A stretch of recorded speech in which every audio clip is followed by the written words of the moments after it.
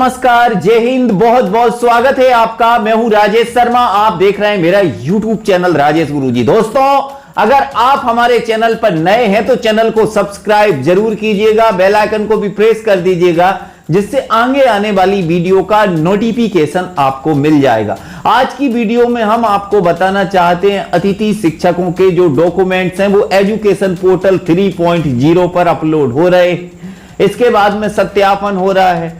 कई जगह सत्यापन नहीं कर रहे हैं संकुल प्राचार्य और अतिथि शिक्षक परेशान हैं। आज दिन भर से पोर्टल नहीं चल रहा है। कई भाइयों ने ई-केवाईसी में करेक्शन कराया है, जिसको लेकर अब वो सत्यापन कराना चाहते हैं तो पोर्टल नहीं चल रहा है।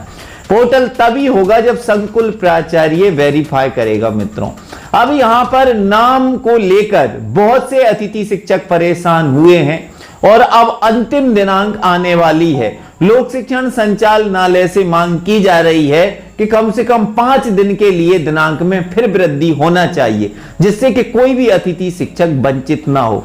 आखिरकार एजुकेशन पोर्टल 3.0 पर नया स्कोर कार्ड तुरंत जनरेट हो रहा है, जिसमें अतिथि शिक्षकों के जो अंक हैं अनुभव के वो नहीं जुड़े हैं। इसको लेकर अतिथि शिक्षक बहुत ज्यादा परेशान है।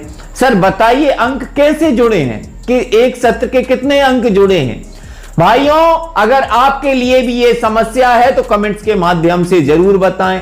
आज की वीडियो में हम आपको यह बताना चाहते हैं कि अब अतिथि शिक्षकों की भर्ती कब से शुरू हो रही है। जैसा कि 1 मई को आदेश आता है लोक शिक्षण संचालनालय से कि अब की बार जो अतिथि शिक्षकों की भर्ती प्रक्रिया है वो इस प्रकार से होगी। जैसे कि एजुकेशन पोर्टल 3.0 पर तमाम जो डाटा है वो अपलोड करना है। इसके बाद में आपको डॉक्यूमेंट सत्यापन कराना है और फिर अतिथि शिक्षकों की जो भर्ती प्रक्रिया है वो शुरू हो जाएगी। हालांकि कुछ विश्वसनीय सूत्रों से पता चल रहा है कि अतिथि शिक्षकों की भर्ती जून में प्रारंभ होने वाली है। पूर्व से कार्यरत अतिथि शिक्षकों की भर्ती जून में होगी मित्रों।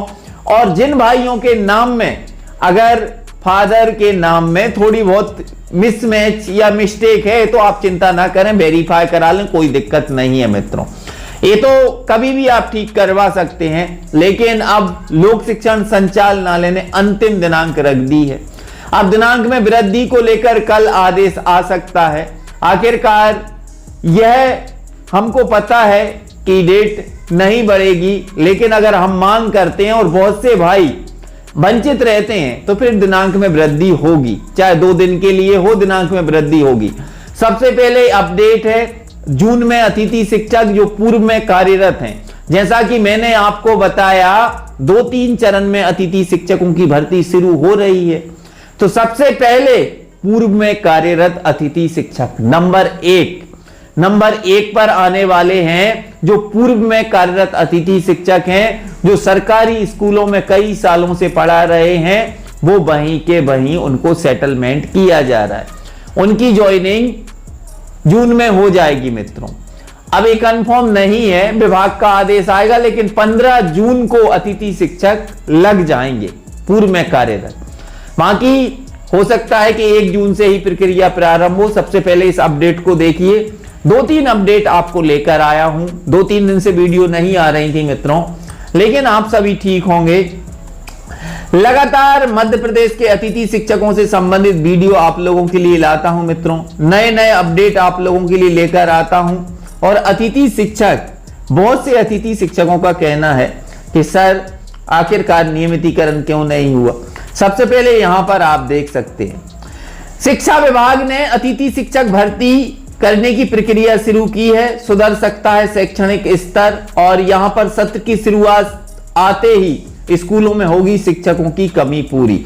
यहां पर अपडेट है और यहां पर आप देख सकते हैं नए शैक्षणिक सत्र की शुरुआत जून महीने से होगी। शिक्षा विभाग स्कूलों में शैक्षणिक स्तर को सुधारने के लिए प्रयासरत है। यही वजह है कि स्कूलों में शिक्षकों की कमी को 15 जून तक पूरा करने का प्रयास चल रहा है। शिक्षा विभाग ने वर्तमान में न केवल अतिथि शिक्षकों की भर्ती प्रक्रिया शुरुआत कर दी है, अतिथि शिक्षकों को कम टीचर वाले स्कूल में भेजने की प्रक्रिया भी चल रही है। इसके साथ ही स्थानांतरण प्रक्रिया भी चल रही है, जिससे जिन स्कूलों में शिक्षकों की कमी है उनमें बाहर से आए शिक्षकों को भेजा जाएगा। ऐसे में नए शैक्षणिक सत्र की शुरुआत से ही स्कूलों में शिक्षकों की कमी पूरी होगी और पढ़ाई शुरू हो जाएगी। इसके बाद शुरुआत से ही शिक्षकों की व्यवस्था सही होती है और पढ़ाई शुरू होती है तो जिले के शैक्षणिक स्तर में सुधार आ सकता है। इसका अच्छा प्रभाव बोर्ड परीक्षा रिजल्ट पर भी पड़ेगा। यह बता दें कि जिले में प्राइमरी से लेकर हायर सेकेंडरी ईयर तक 2882 स्कूल हैं। इन सभी स्कूलों में 22,092 शिक्षक हैं। इन शिक्षकों को महिला शिक्षक 13,450 और पुरुष शिक्षक 8,642 हैं। हालांकि स्कूलों में पद भी खाली हैं। खासतौर पर ग्रामीण क्षेत्र के स्कूलों में शिक्षकों की कमी है और पद रिक्त है। अतिथि शिक्षक की प्रक्रिया शुरू ग्वालियर सहित प्रदेश भर के स्कूलों में खाली शिक्षकों के पदों को भरने के लिए सरकार अतिथि शिक्षक नियुक्त करती है। हर बार अतिथि शिक्षक नियुक्त करने के लिए प्रक्रिया जून महीने के अंत या जुलाई में ही की जाती है। इससे अगस्त के करीब स्कूलों में अतिथि शिक्षकों की नियुक्ति हो पाती है।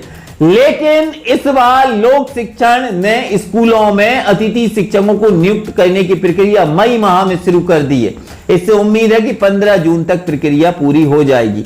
लेकिन भाइयों, हम आपको बताना चाहते हैं ये विभाग का काम है और जल्दी ही, जैसा कि 15 जून से स्कूल ओपन होते हैं तो 15 जून से ही अतिथि शिक्षकों की भर्ती शुरू होना चाहिए। यहां पर नियमितीकरण को लेकर क्या सवाल आते हैं वो हम आपको बताना चाहते हैं। नियमों में प्रावधान नहीं है, पात्रता परीक्षा के आधार पर नियमित नहीं होंगे अतिथि शिक्षक। अब अगर हो तो बिना पात्रता परीक्षा के भी नियमित हुए हैं पहले।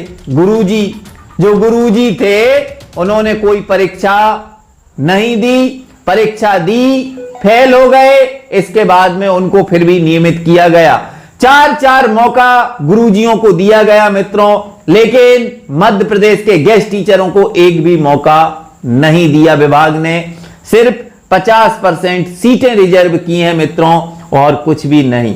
यहां पर आप देख सकते हैं राज्य सरकार ने निर्णय लिया है कि अतिथि शिक्षकों को सीधे पात्रता के आधार पर नियमित नहीं किया जाएगा। अतिथि शिक्षकों के लिए 50% आरक्षण के आधार पर सीधी भर्ती के लिए विज्ञापित पदों में प्रवर्गता मेरिट क्रम में पात्र अनुसार नियुक्त किए जाने का प्रावधान है। राज्य सरकार ने उच्च न्यायालय खंडपीठ में अतिथि शिक्षकों की याचिका की सुनवाई के बाद नियमों का उल्लेख करते हुए याचिकाकर्ताओं को नियमितीकरण के आवेदन को निरस्त कर दिया। रामपुर लेकिन सीधी निवासी मनीष कुमार गुप्ता और अन्य के उच्च न्यायालय खंडपीठ जबलपुर में अतिथि शिक्षकों को नियमित करने के संबंध में याचिका लगाई थी। हाईकोर्ट ने राज्य सरकार को इस मामले में सुनवाई के बाद नियम अनुसार निर्णय करने के निर्देश दिए थे। याचिकाकर्ताओं ने अपने अभ्यावेदन में उल्लेख किया था कि शिक्षक पात्रता परीक्षा उत्तीर्ण तथा डीएड बीएड प्रशिक्षित हैं एवं 3 वर्ष से लेकर 15 वर्षों का अनुभव है। अन्य राज्यों में भी अतिथि शिक्षकों को नियमित किया गया है। इस आधार पर याचिकाकर्ताओं ने नियमित करने की मांग की थी। हाईकोर्ट के निर्देश पर राज्य सरकार ने प्रचलित भर्ती नियम निर्देशों का परीक्षण स्कूल शिक्षा विभाग शैक्षणिक सेवा शर्तें भर्ती नियमों में सीधी भर्ती में रिक्त पदों की पूर्ति के अनुसार नियम अनुसार प्रावधान है। शिक्षक भर्ती हेतु आयोजित परीक्षा में अतिथि शिक्षकों हेतु आरक्षण का प्रावधान। शैक्षणिक संवर्ग के अंतर्गत सीधी भर्ती में शिक्षकों के पदों को अनुपलब्ध रिक्तियों को 50% पदों से भरा जाना है। शासकीय विद्यालय में अतिथि शिक्षक के रूप में कार्य किया है, परंतु अतिथि शिक्षकों के लिए आरक्षित पदों की पूर्ति नहीं हो पाने की स्थिति में रिक्त रहे पदों को अन्य पात्रधारी अभ्यर्थियों से भरने का प्रावधान है। मध्य प्रदेश स्कूल शिक्षा संवर्ग शर्तें एवं नियमों के दिसंबर 2024 को संशोधन में अतिथि शिक्षकों को सीधी भर्ती में 50% आरक्षण का प्रावधान किया गया। आयुक्त लोक शिक्षण शिल्पा गुप्ता का कहना है कि अतिथि शिक्षकों को सीधी पात्रता परीक्षा के आधार पर नियमित किए जाने का कोई भी प्रावधान नियम नहीं है, इसलिए याचिकाकर्ताओं के अभ्यावेदन में आमान करते हुए प्रकरण निराकरण किया गया है। जो भाइयों ने कोर्ट में याचिका लगाई थी उन्होंने कहा था कि हमारे पास में 15 साल का अनुभव है, हमने पात्रता परीक्षा पास की है, हमको नियमित किया जाए। आयुक्त लोक शिक्षण संचालनालय शिल्पा गुप्ता ने जवाब दिया है कि हम डायरेक्ट नियमित नहीं करेंगे, ऐसा कोई प्रावधान नहीं है, सिर्फ 50% सीटें रिजर्व हैं आपके लिए। मित्रों, नियम नहीं है, प्रावधान नहीं है, लेकिन अगर बनाया जाए तो नियम भी बन जाता है और प्रावधान भी बन जाता है, लेकिन ये सरकार ही नियमित नहीं करना चाहती। बाकी जिन भाइयों के लिए जो भी गलतियां हो रही हैं, दिनांक में वृद्धि हो सकती है मित्रों, और जिन भाइयों के नाम या मिस्टेक है या स्कोर कार्ड में दिक्कत है, कमेंट्स करें, आप लोगों के लिए तुरंत रिप्लाई दूंगा। जय हिंद, वंदे मातरम।